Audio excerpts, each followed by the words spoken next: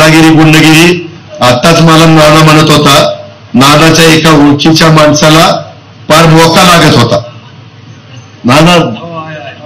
आणि मला मग सगळ्यांनी सांगितलं, त्याच्यामध्ये वेगवेगळे सहकारी आले, बनगर आले, बाकीचे सगळे आले, सागर वगैरे सगळे आले.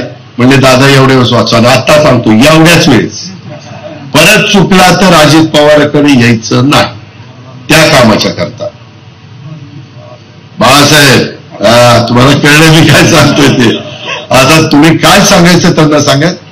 मला अधिकारी म्हणतात, दादा तुम्ही एवढं कडक वागता आणि कसं हे पाठीशी घालता. माझी पण कमीपणा होतो, पण माझं तुम्हाला पण जीवाभावाची माणसं म्हणून मलाही थोडस अडचण होते. पण तसं आता होऊ नका कुणीच. अजित पवार सकट कुणीच चुकीचं वागू नका. तुम्ही योग्य वागा आणि योग्य पद्धतीनं